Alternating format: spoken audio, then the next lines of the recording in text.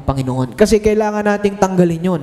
Yung mga bagay na hindi tama sa Diyos, kailangan nating tanggalin. In order for us na makapagpakita ng tunay na pagsamba sa ating pong Panginoon. And as we go through the book of Amos, makikita po natin kung papaano tinuturo ng Panginoon yung tunay na pagsamba na dapat ginagawa nating mga taong may relasyon sa Panginoon. Actually, kapag ka ikaw ay naglilingkod sa Diyos, worship kay Lord yun. Kailangan tama yung laman ng puso natin kapag naglilingkod sa ating pong Panginoon. And let us take a look. Ano bang meron dito sa book of Amos? O Amos. No, sabi diyan, he was a shepherd and a farmer. Nagpapastol, magsasaka. Ano pong sinasaka niya? Ang sinasaka po niya ay sycamore fig tree. Kilala niyo po si Sakeo? Saan po umakyat si Sakeo? Sa puno ng sycamore. Yun po ang tanim at inaalagaan ni Amos. Actually, hindi po siya galing sa pamilya ng mga propeta. Pero dumating sa punto na siya po ay kinausap ng Panginoon.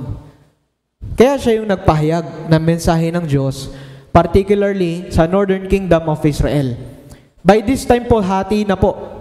Divided na. Diba? Kanino ba nahati yung kingdom? Kay King Solomon nahati.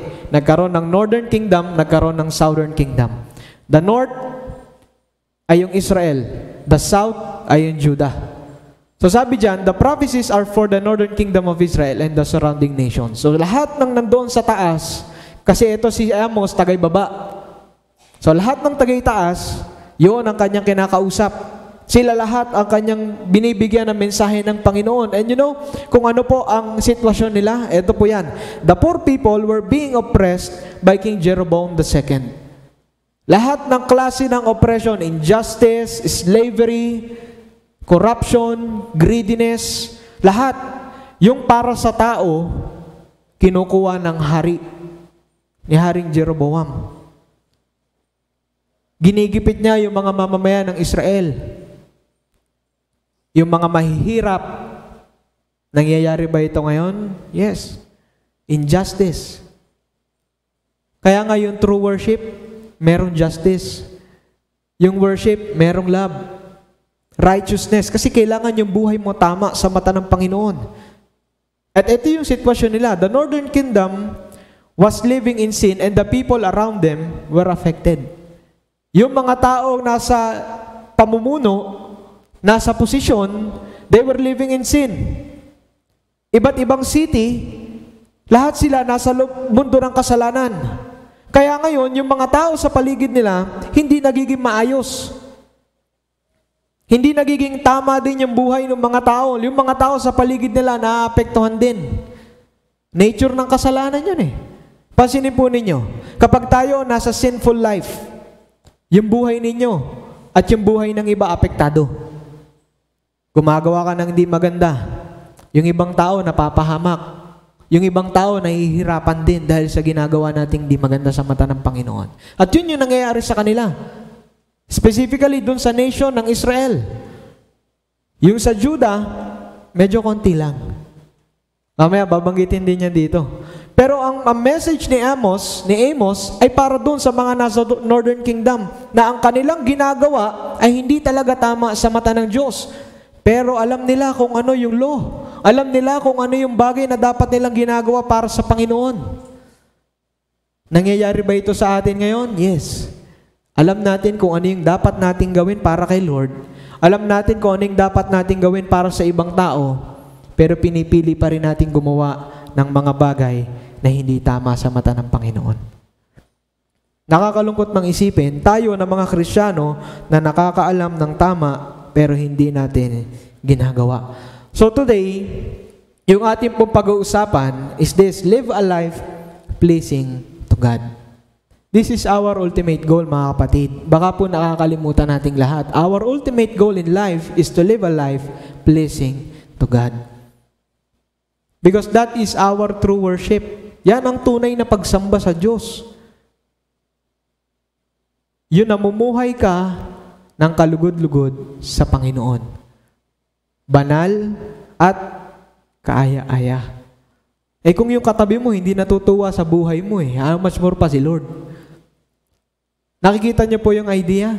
Kung yung kalapit ninyo ngayon na hindi natutuwa sa buhay na pinapakita mo, paano pa matutuwa si Lord sa'yo? Kaya ngayong umaga, ang goal natin is to live a life pleasing to God. Paano natin maaabot ito? Paano natin marireach ito? Kasi ito yung goal natin. At paano natin maiiwasan na makapamuhay ng hindi tama sa Panginoon? Ano yung mga dapat nating isipin? Ano yung mga dapat nating gawin sa ating pong mga buhay? At alam niyo po kung anong malaking problema natin sa buhay na ito? Sa tingin po ninyo, anong pinakamalaking problema natin? Pera ba? Ang malaking problema ng buhay? Hindi. Our biggest problem in life is sin. Kaya hindi tayo nakakapamuhay ng tama sa mata ng Panginoon because we live in sin. And a sinful life does not pleases the Lord. In fact, it separates us from Him. So kung tayo po, ang buhay natin ay nasa mundo ng kasalanan, makasalanan ang pamumuhay na ginagawa natin, sabi ng Panginoon, reality speaking, hindi pleasing kay Lord yan. Sa totoo, kapag ikaw ay namumuhay sa kasalanan, napapalayo ka pa sa Diyos. Amen? O syempre, kasalanan na yung pamumuhay mo, expect mo, lalapit ka kay Lord. Ayaw nga ni Lord ng kasalanan eh. So kung sinful ang buhay na pinapamuhay natin, lalayo tayo sa Panginoon at hindi nalulugod ang Diyos dyan. Kasi yan ang pinakamalaking problema natin. Yun nga yung dahilan kung bakit napako si Kristo sa krus eh. Para ano? Tubusin tayo sa ating mga kasalanan. Tapos ngayon, mamumuhay ka sa kasalanan, tinubos ka ni Lord. Inalis ka ni Lord dun. Inalis ka ni Jesus dun. Tapos, magpa-practice ka ng pagiging chismosa mo, paninira sa ibang tao. Paggawa mo ng hindi tama. Pinako ka ni... Si Kristo napako to dahil sa kasalanan natin, tas ganun yung buhay mo. It does not please the Lord. Sa totoo, napapalayo tayo sa Diyos. Akala ninyo napapalapit, hindi. Napapalayo tayo sa Panginoon. And later on, yung kasalanan will corrupt our whole life. Hanggang sa hindi mo na makita yung blessing ni Lord. Kanina inawit natin, kapag ikaw nahihirapan, sa mga taong hindi namumuhay ng tama kay Lord, pag siya nahirapan, parusa ang tawag nila doon. Hindi blessing. Yung blessing in disguise, hindi nila makikita yun. Kasi ang buhay nila, hindi tama sa Panginoon. Kaya anong kailangan natin? Kailangan nating umiwas at alisin ang makasalanang pamumuhay. Ito yung dapat nating gawin. At ito yung tatalakayin natin ngayong umaga. Kailangan nating iwasan, kailangan nating alisin ang makasalanang pamumuhay. Because our goal is this, to live a life pleasing to the Lord every day. Hindi lang po tuwing linggo. Diba? Sino po sa inyo may ganong mindset? Na tuwing linggo lang mabait. Pag pumasok ng church, ang bait. Ang pamumuhay na pleasing kay Lord araw-araw. Hindi tuwing Sunday. Hindi tuwing may gawain. To live a life pleasing to the Lord every day. Kasi ang buhay natin, kita ng Diyos. Saka na ako hingi ng sorry pagdating na sa Sunday na. Hingi na ako ng sorry pag Sunday worship na. Lord, sorry po.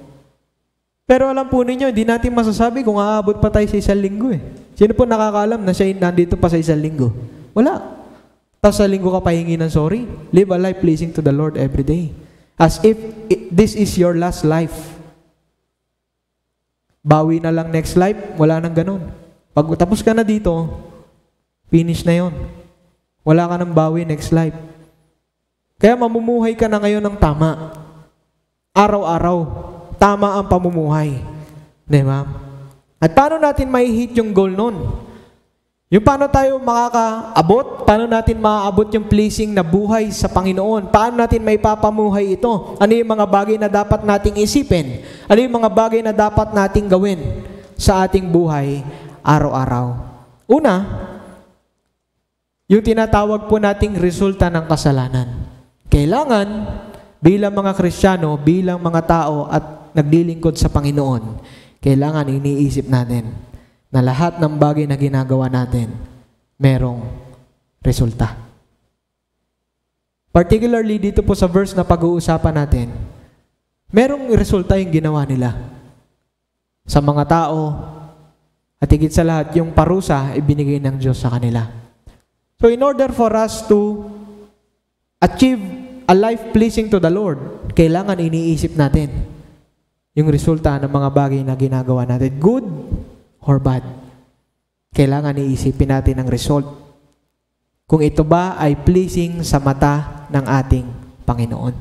Kung kalugod-lugod ba sa Diyos. Kung iyan ba ay makiging kapaki-pakinabang para sa mga tao. Yan ang mga bagay na dapat nating gawin. Sabi po sa verse 3 hanggang verse 8, ganito ang sabi ni Yahweh. Actually, ito po ay yung mga surrounding city ng nation of Israel. Lahat sila, pare-pares ng ginagawa. Ang mga buhay nila hindi tama sa mata ng Panginoon. Kaya ngayon, titingnan natin. Ganito ang sabi ni Yahweh, paulit-ulit na nagkasala ang mga taga-Damasco. Kaya sila'y paparusahan ko. Pinagmalupitan nila ang Gilead. Dinurog nila ito sa giikang bakal. Susunugin ko ang palasyo ng Hazael. At tutupukin ko ang mga tanggulan ni Ben-Hadad. Wawasakin ko ang pintuan ng lungsod ng Damasco, pupuksain ko ang mga tagalibis ng Aven, pati ang mga hawak na setro sa Bet-Eden, at ang taga-Syria naman ay dadaling bihag sa Kir. Sabi diyan, ganito ang sabi ni Yahweh, paulit-ulit, pansinin niyo, paulit-ulit na nagkasala mga taga-Gaza. Kaya sila'y paparusahan ko. Binihag nila ang isang bansa at ipinagbili sa mga taga-Edom. Susunugin ko ang mga pader ng Gaza, tutupukin ko ang mga tanggulan doon, aalisin ko ang mga pinulong ng Asdod, at ang may hawak ng setro sa Askelon. Hahanapin ko ang Ekron at lilipulin ko ang mga Pilisteo roon. Nakita po ninyo? Sabi ni Lord, paulit-ulit silang nagkakasala. At anong gagawin ni Lord? Susunugin, tutupukin, bibihagin. Yung resulta ng kasalanan. Minsan di natin naiisip yun eh. Yung resulta ng mga bagay na ginagawa natin, minsan di natin naiisip. The northern kingdom of Israel, ito po yung sitwasyon nila. All the nations surrounding Israel were living in sin. Mabilis po ba mabuhay kung ang mga taong nasa paligid mo hindi namumuhay ng tama? Nasa maling klaseng pamumuhay. Mahirap yun. Ikaw yung nag-iisang gumagawa ng mabuti, pagkatapos yung mga kalapit mo, mali ang ginagawa. Ang hirap nun. Kaya anong minsan ginagawa natin? Compromise. Ginagawa din naman nila to eh. Hindi naman sila pinaparusahan ng Diyos eh. Gagawin ko na rin to. Minsan may ganun tayong mindset. Mali naman yung pamumuhay nila. Hindi naman sila nahihirapan. In fact, nagsasaksid pa nga sila sa buhay. Nagtatagumpay pa nga sila. Yun lang akala natin. Ang kasalanan, may resulta yan.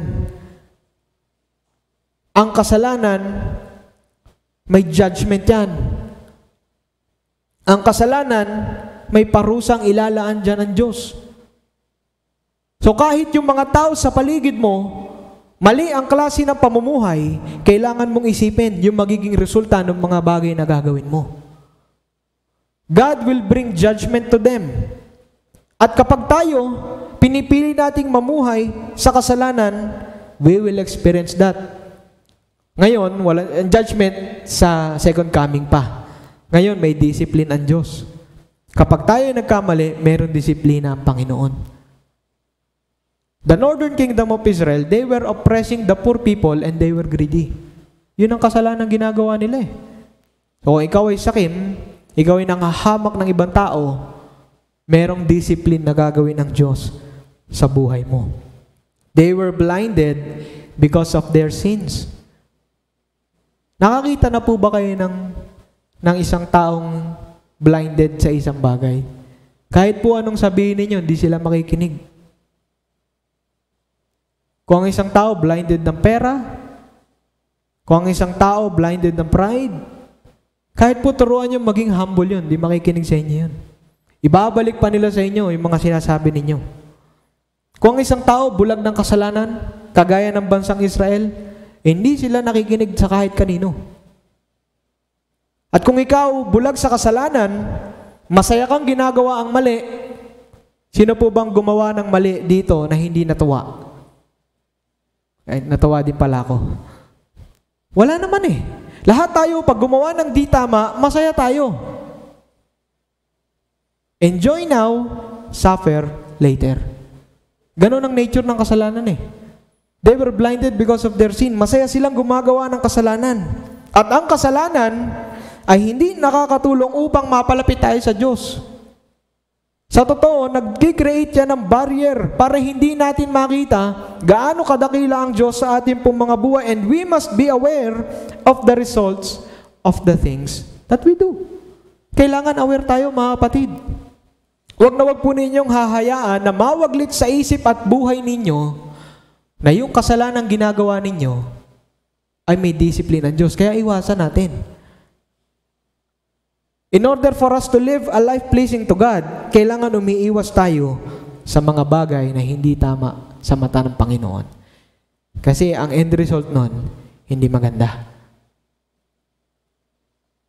Sa totoo, walang gumawa ng kasalanan sa atin na maganda ang resulta. Lahat yung pangit. Lahat yung di maganda. So, kailangan aware tayo.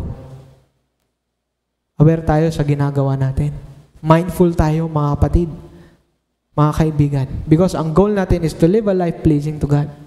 Kaya ngayon kung nabubuhay ka sa kasalanan, this is a warning for you, for all of us. Kung may kasalanan tayong ginagawa, this is a warning for us. At the end of the day, may discipline ng Diyos sa atin. Na baka hindi natin kayang tanggapin. Baka hindi natin kayang i-take yung mga resulta ng kasalanan. But God is full of grace. Kaya kang patawarin ng Diyos kung handa kang magsisi tumalikod sa iyong mga ginagawa. Sabi ng mga kawikaan 5:22, kasamaan ng isang tao ay bitag na nakaumang. Siya ang magdurusa sa sariling kasalanan. Well, hindi naman ibang tao nagsasuffer ng mga bagay na ginagawa na apektado sila. Pero ikaw magsasuffer nun. Napaka-gracious nga ng Panginoon eh. Napaka-merciful nga ni Lord eh. Kasi dapat tayo ang ipapako sa krus. Pero dahil sa biyaya ng Panginoon, siya ang namatay para sa ating kasalanan. Kaya sabi ng Hebrews, kung ikaw ay araw-araw magkakasala, araw-araw mo ding pinapako si Kristo sa krus. Kasi isang beses lang yun nangyari. Hindi na pwedeng ulitin. So kung may mga bagay tayong ginagawa na hindi tama sa Panginoon, araw-araw nating pinapako si Lord. Parang ang sakit naman no? Araw-araw pinapako si Kristo dahil lagi lang tayong gumagawa ng mali. A life pleasing to God, isipin natin yung resulta ng mga ginagawa natin. Sabi ng Galatians chapter 6 verse 8, ang nagtatanim para sa sarili niyang laman ay aaning ng pagkabulok mula sa laman.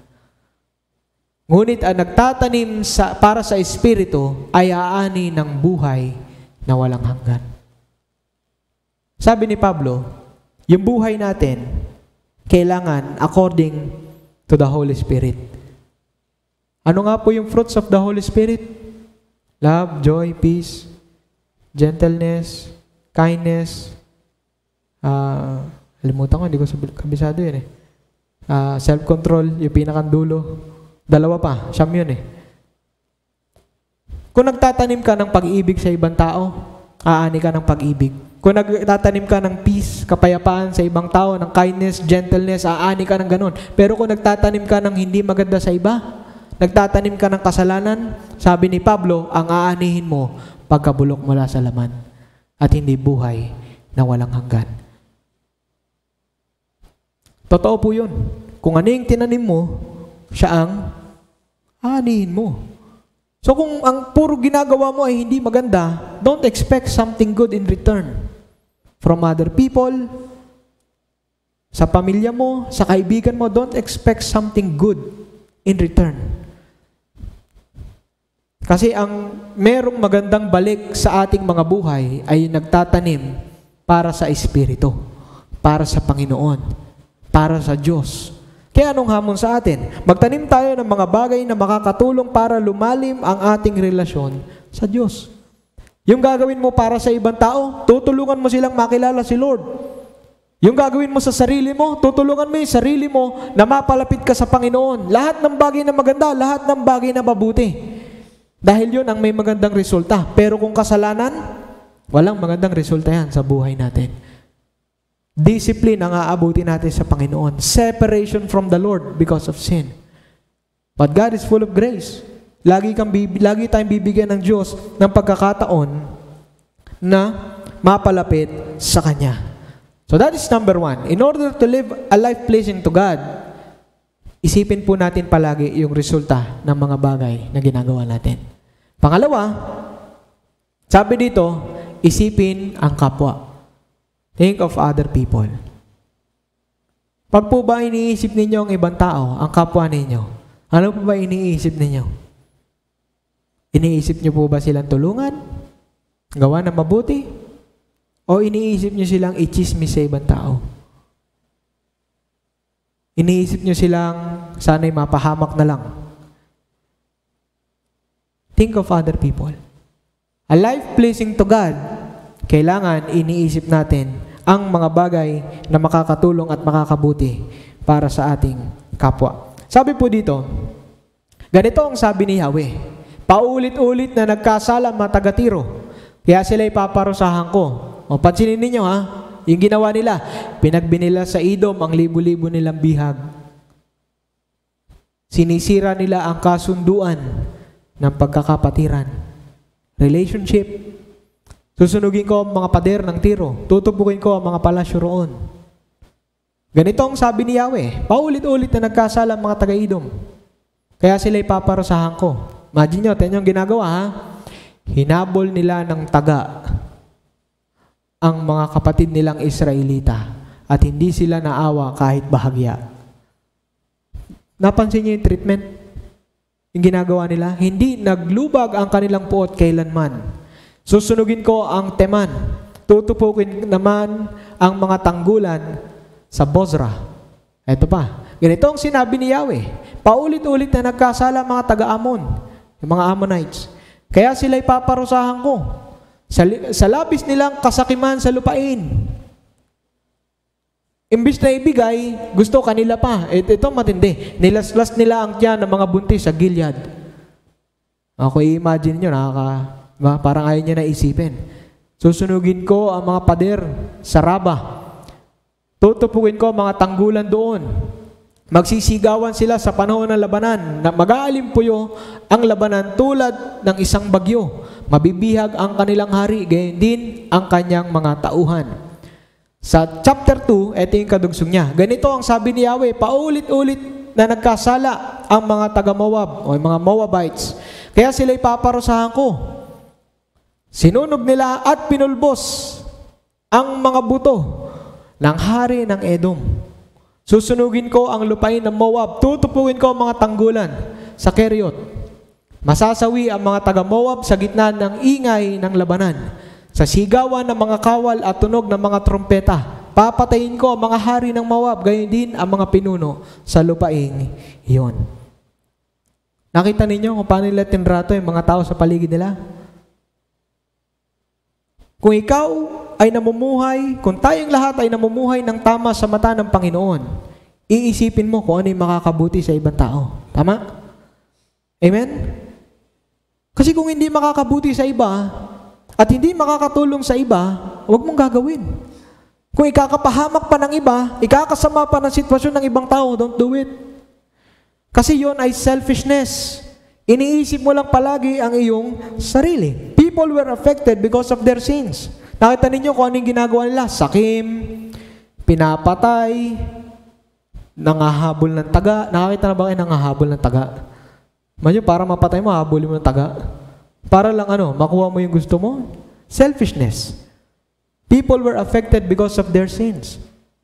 At maaaring tayo, sa maling pamumuhay na ginagawa natin, yung ibang tao hindi natin napapansin, apektado din pala sila. Dahil sa kasakiman, sa lagi mo lang iniisip ang sarili mo, yung ibang tao nahihirapan, yung ibang tao napapahamak.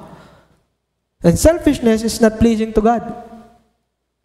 Ang pagiging makasarili, mga kapatid, mga kaibigan, hindi po tama sa mata ng Diyos yan.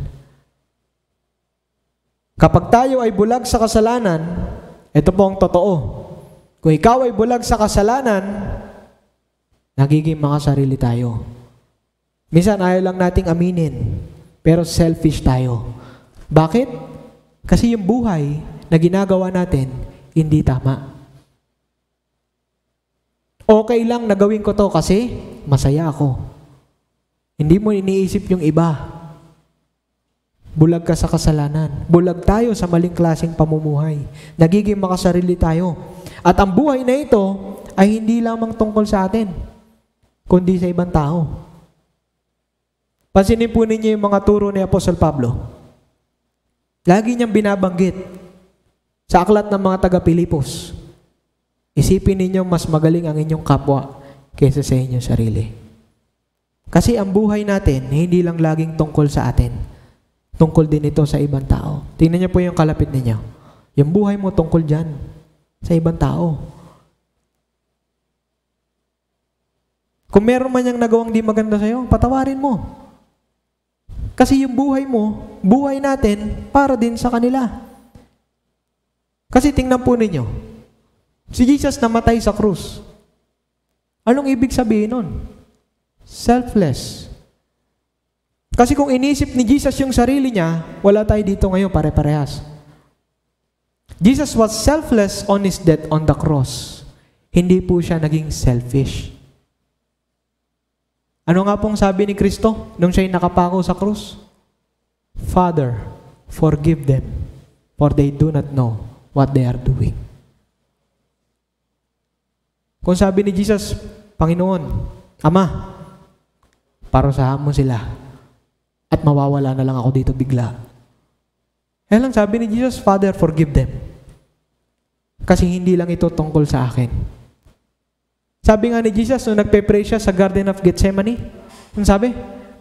Ama, kung maaari mong tanggalin itong saro ng paghihirap, pero kalooban mo sana mangyari at hindi sa akin.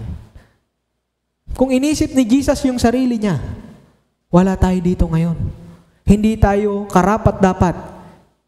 Magulo ang buhay natin. But because of His death on the cross na nagpakita ng selfless love, ng unconditional love, nandito tayo ngayon. God is so gracious sa ating pong mga buhay. Inisip tayo ni Lord. Pagkatapos ikaw, tayong lahat. Sabi natin, I live a pleasing life to the Lord. Namumuhay tayo ng tama sa mata ng Panginoon. Pagkatapos yung kapatid mo na may problema, di mo malang matulungan.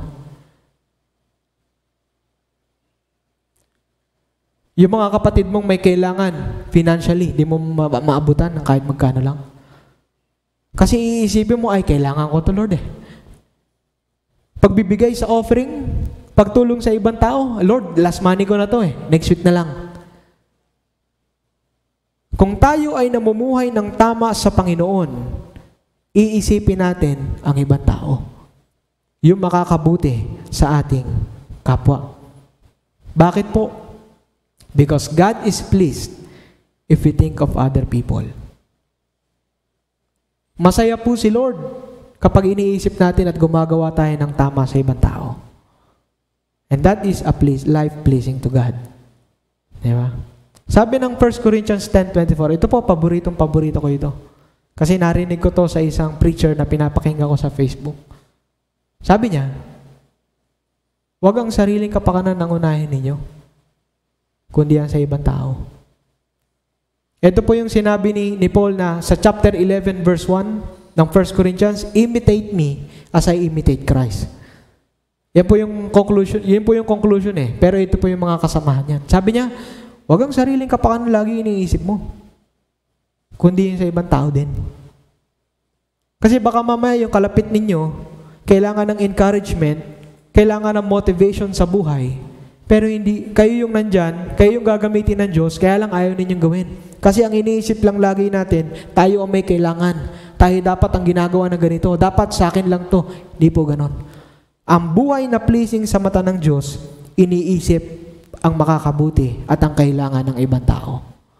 Sabi ng Galatians chapter 6 verse 9 to 10, kaya huwag tayong mapagod sa paggawa ng mabuti, sapagkat pagdating ng takdang panahon, tayo ay aani kung hindi tayo susuko. Kaya nga, basta may pagkakataon ay gumawa tayo ng mabuti sa lahat ng tao, lalo na sa mga kapatid natin sa pananampalataya. Sino po sa inyong pagod ng gumawa ng mabuti? Sana naman wala. Kasi that is a life pleasing to God. Yung buhay na iniisip natin ang makakabuti sa ibang tao. Kaya gawin natin ang makakabuti sa ating kapwa. So yan po yung pangalawa. Ano yung una? Yung resulta ng kasalanan, iniisip. Yung mga bagay na gagawin, iniisip ang resulta. Pangalawa, isipin mo kung ano yung kapwa mo, ano yung makakabuti sa ibang tao. Pangatlo, ito. A life pleasing to God is like this. Yung sumusunod sa utos ng Panginoon. Kanina, yung result, yung para sa ibang tao, ngayon, ito para sa sarili mo. Sumusunod sa utos ng Panginoon. Sabi dito, sa mga verses, ganito ang sabi ni Yahweh. Paulit-ulit na nagkasala mga taga-Juda. Kanina, yung pinag-usapan natin, Israel lang yon, Northern Kingdom. Hindi naman sila exempted eh. Yung portion ni Amos, kung saan siya nakatira. Taga-Juda siya. Sabi niya, kaya sila ipaparusahan ko. Ano yung kasalanan nila? Hinamak nila ang aking mga katuruan. Nilabag nila ang aking mga kautusan. Iniligaw sila ng mga Diyos-Diyos ang pinaglilingkuran ng kanilang mga ninuno. Susunugin ko ang Juda. Tutupukin ko ang mga tanggulan ng Jerusalem. Nakita ninyo? Napaka-importante. To live a life pleasing to God, kailangan merong laging pagsunod. Sabihin nyo nga po, pagsunod. Mahalaga ba ang pagsunod? Yes. Pagdating kay Lord, mahalaga ang pagsunod. Etong mga taga-Juda, eto yung ginawa nila. They worship the idols of their ancestors and rejected the law of the Lord. So kung ikaw, may idol sa buhay mo, modern day idol natin, pera, fame, yung ano man yung mga bagay na inuuna nyo kaysa sa Diyos, idol ang tawag doon. At hindi nyo na pinapakinggan ang mensahe ng Panginoon. Hindi na kayo nagbabasa ng Bible. Kinakalimutan yung mga utos ni Lord. Nawawala na yung pagsunod. That is idol. That is idolatry. At ito yung kasalanan na ginawa nila. At yun yung nagpapakita ng kanilang pagsuway sa Panginoon. Kaya disobedience to God's commandments is sin. So kung ikaw ay sumusuway, kilala naman natin ang ating mga sarili. Kung tayo sumusuway kay Lord, kasalanan yun. Kung hindi natin sinusunod ang gusto ng Panginoon, kasalanan yun. Disobedience. Hindi pleasing kay Lord ang ganong klaseng pamumuhay. Kung sabi ng Panginoon, mahalin mo yung katabi mo. Ayaw mo mahalin. Galit ka.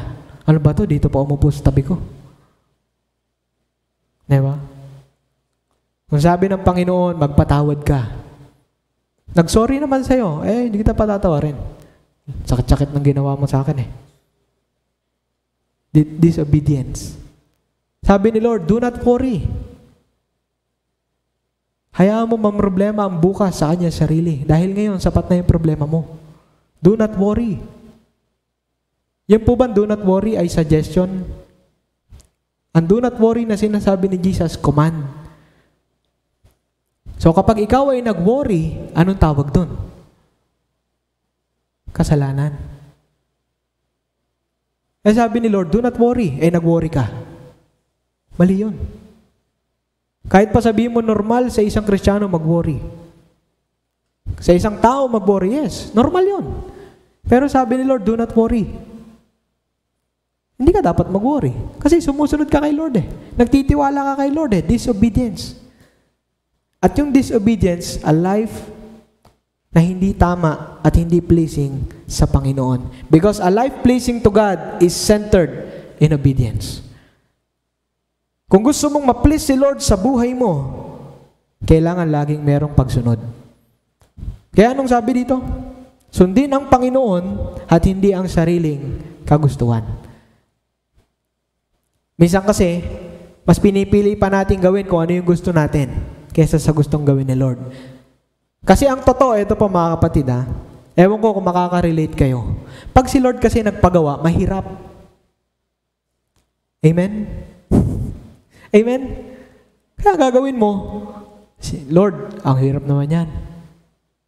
Meron ka ng idea sa mind mo, Lord, ito na lang, mas mabilis to, hindi pa ako mahirapan. Ganun tayo eh. Tapos ito yung pinapagawa ni Lord sa'yo.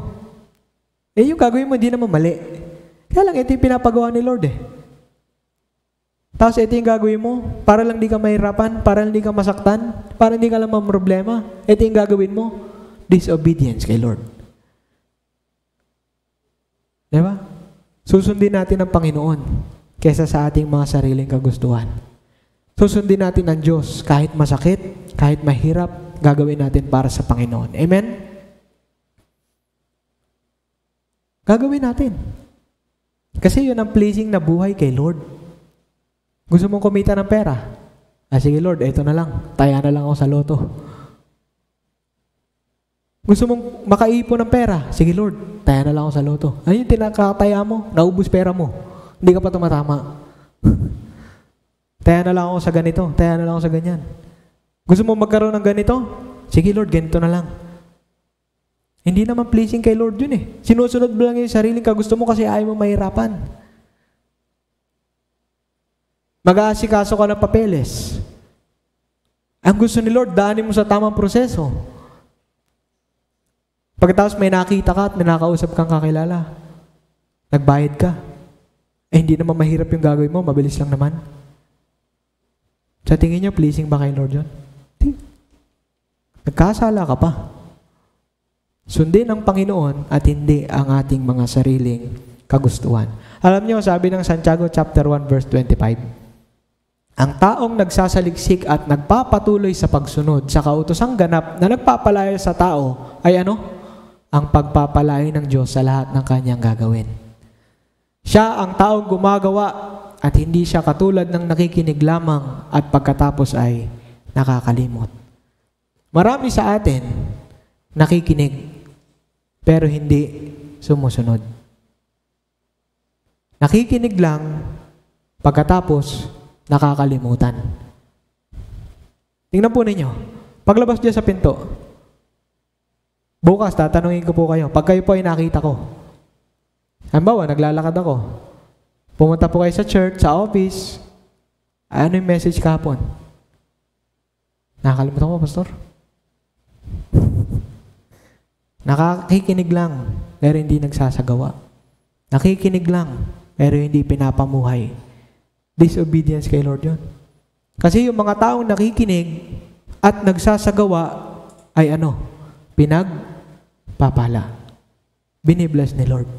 Sabi pa ng Mateo chapter 7 verse 24, kaya't ang bawat nakikinig at nagsasagawa ng mga salita kong ito ay maitutulad sa isang taong matalino na nagtayo ng kanyang bahay na ang pundasyon ay bato. This is for our own benefit, mga kapatid. Kung tayo ay makikinig at susundin natin ang Panginoon, yung buhay natin ay patuloy na titibay at tatatag. Kaya sa pagsunod sa Diyos, merong pagpapala at katatagan ng buhay. Kaya kung hindi natin sinusunod si Lord, don't expect na ang buhay mo ay magiging matatag. Don't expect that there will be blessing in your life. Kaya ngayon, sabi dyan, obey God. Sundin natin ang Panginoon. When you are at work, sundin mo si Lord. Kung yun ang pinapagawa ng boss mo, gawin mo. Obey God. When you are at work, sino man nagtatrabaho ngayon dito, sundin mo si Lord. Sabi nga ng Colossus chapter 3, yung sa Dorcas, gawin mo na parang ikaw ay nagtatrabaho o naglilingkod sa Panginoon at hindi sa mga tao. Kasi kapag inisip mo yan ang boss mo, hindi ka susunod eh. Pero kapag iniisip mong siya ay binigay ng Lord para sa'yo to lead you sa trabaho mo, susundin mo yan. Kahit mahirap, kahit masakit, gagawin mo yan. Kasi hindi ka sa Kanya sumusunod kay Lord. When you are on the road, obey God. O susundin mo yung traffic rules dahil saan? Dahil sa Panginoon. Akala nyo, hindi tayo kita ng Lord pag nagmamaneho, pag nagbabiyahe. Kita tayo ni Lord. Alam ni Lord kapag di tayo sumusunod sa traffic rules. Swerve ka, maaksidente yung nasa likod mo dahil bigla kang pumasok sa linya. Diba? Hindi ka sumusunod sa mga traffic light. Beating the red light ka lagi. Hindi ka tumitigil. Tumatawid ka sa hindi naman dapat tawiran.